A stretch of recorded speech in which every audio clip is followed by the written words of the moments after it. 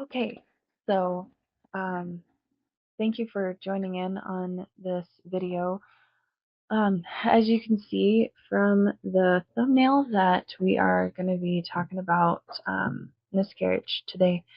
So 1 in 4, that's a startling statistic. For 1 in 4 pregnancies result in miscarriage, and now our family counts ourselves in that statistic. Um, Actually, this was supposed to be the week that we announced that we were expecting our second baby due in April. Um, but unfortunately, last Friday, October 10th, uh, we lost our little 14-week-old baby. Um,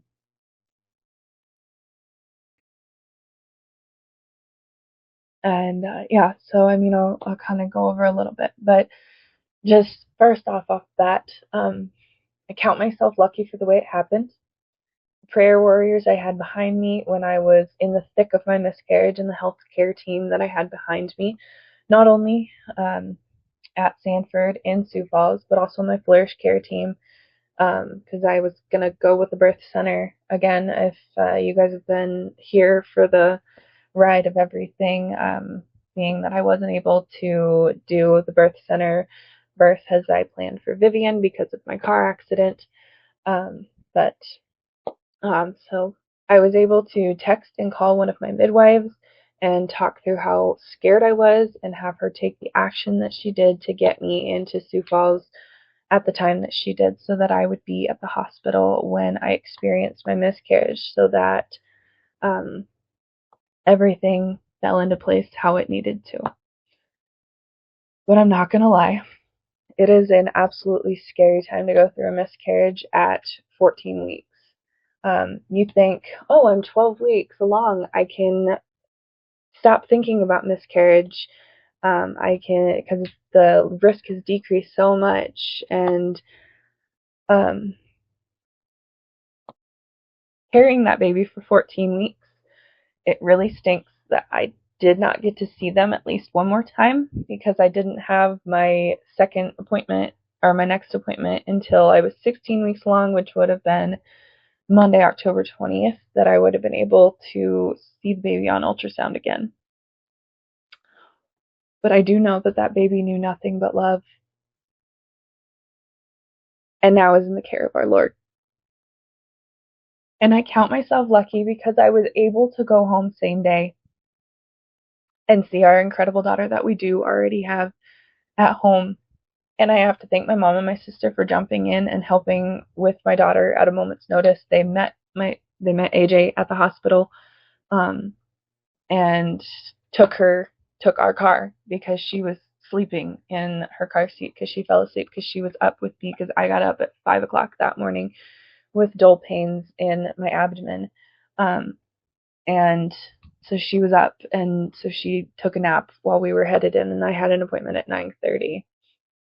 But the grief definitely comes in waves. Um, I don't like to be vulnerable in front of people, so me making this video is very vulnerable for me. Um, but I would pull myself together anytime the staff would come in, and I'd really try to be as strong as I could. But it was hard when we'd be remembering our daughter, and then it hits me with the little things that this one is not going to get to do these things with her big sister. We're not going to get to experience these things like we got to experience with Vivian. Um, and we didn't get to experience Vivian as a big sister as soon as we wanted to. But coming home and looking at the room that we intended for the baby, knowing they'll never get to be there, even looking in our back seat when we got in the car, made me cry because I was looking at car seats 3 days previous and thinking, oh, I don't get to purchase a car seat for this one. And having to tear up the lists that I made because I'm a list person, having to tear up the lists that I made for getting ready for baby, what we need to get done with baby, having um, my list of what I need to start packing in my birth center bag, or just starting to gather everything. They were all just small reminders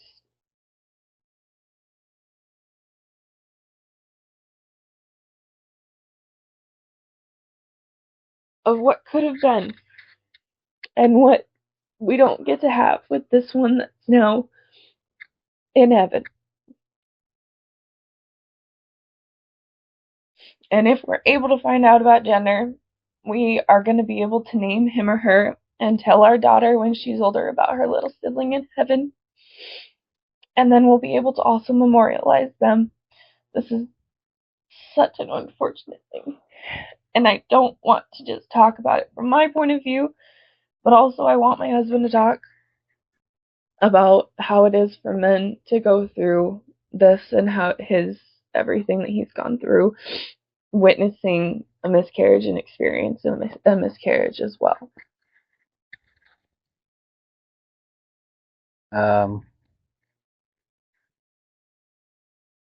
Hard to understand why we lost this little one. Didn't have any real reason to think we had any issues. Um, and we're still waiting on some tests to come back yet. But even if we do find out what went wrong, whether it's a genetic abnormality or a chromosomal issue, whatever it might be, that's our cause, but we don't know why. And honestly, we'll probably never know. Um, why this little one was never meant to be born into this world. Why we weren't meant to raise that little one. But we've definitely found comfort in God, trusting His plan. Really hard to see what the end goal is when things like this happen, but it moments like this either reaffirm your faith or they turn you away. And I think this is it's still early yet, but I think this is kind of reinforced that God is watching out for us. And that He has a plan. I don't know where this one's taking us, but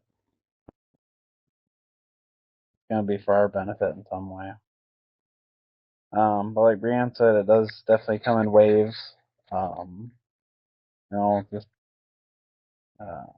thinking about all the little things, like she said, all the little hugs, the snuggles, the coos, watching them grow, mispronounce words, getting to hear them say, "Love you, Mama," or "Love you, Daddy."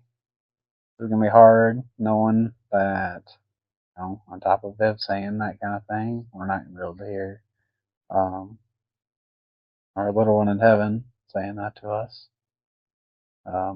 At least while we're on Earth. But it's always going to be hard. It's just something we have to carry with us, unfortunately. But with God's grace and mercy, we will get through this. But there's a verse that's given us some semblance of comfort, and that'd be Psalm 34, verse 18. The Lord is close to the brokenhearted and saves those who are crushed in spirit. Um, last weekend was really, really rough. We spent hour in the bathroom, an hour in the bathroom just talking and crying and um, it was definitely tough. But I would say we're definitely brokenhearted. The spirits were crushed. I would say. I think that description fits us. But through it all, we knew that God was going to get us through. We knew that He had a plan. Like I said, it's hard to understand why, and we'll probably never know. But we as soon as we kind of got solid confirmation that miscarriage was very, very realistically what's going on. We got to talking, and it sucks, but that song, better is one day in your house and thousands elsewhere. And we definitely found some peace knowing that that little one um, is definitely with God. Um, but in all these tough times, we cling to the fact that God has our best interests in mind, even through the hard times. So I've kind of thrown myself into crafting, more specifically crocheting. I loved crocheting for a while now, but really kind of thrown myself in this cycle of crocheting, and I was starting to make our stockings for this year because we might actually have a mantle that we can put our stockings on this year. And I decided I'm going to make a small stocking that is not going to hang on the mantle with the rest of us, but it's going to go in the tree. So stocking. Sorry, our daughter just woke up because she was sleeping. Um, so we're going to put the ultrasound that we did get of the baby in there.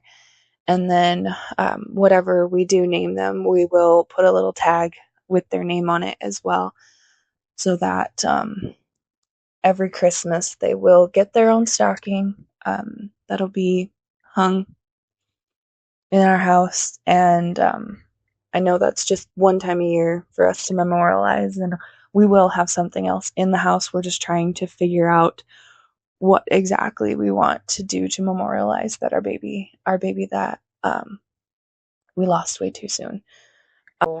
Like I said, this is just one way at Christmas that we'll be able to memorialize the little baby that is very much a part of our family, but wasn't able to physically be a part of our family here on Earth. This week was also National Miscarriage Infant loss and Infant Loss. Pregnancy loss. Yeah.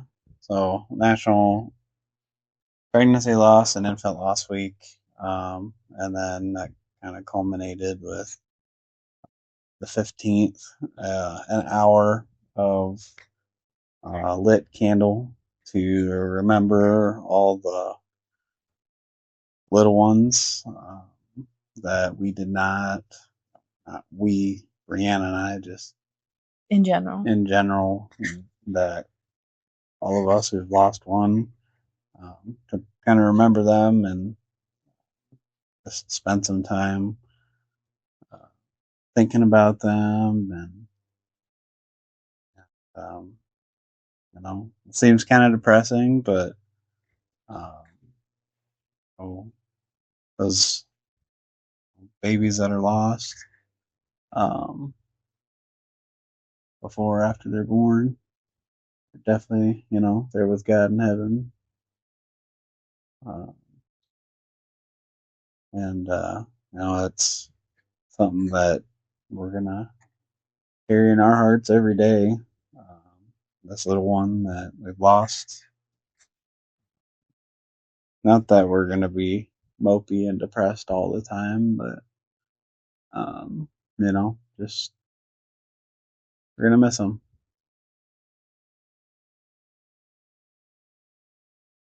So yeah, if you have experienced a loss, whether it be an infant loss or a miscarriage, reach out. We'd love to pray for you. But we thank you so very much for watching this week. And I pray that you can feel the Lord drawing near to you, whether even if you haven't gone through this and you're just going through a hard time, or even if you aren't going through a hard time, just know the Lord's always with you. And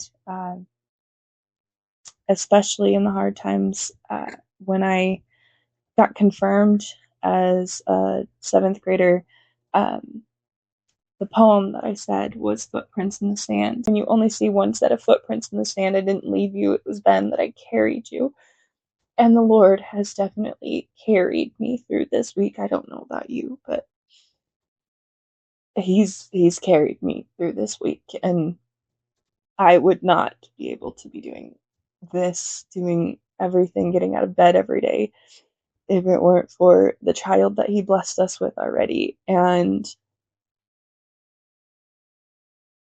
the faith that we have in him, because there's nothing better. And so again, I thank you for watching, and I pray that you have a wonderful week.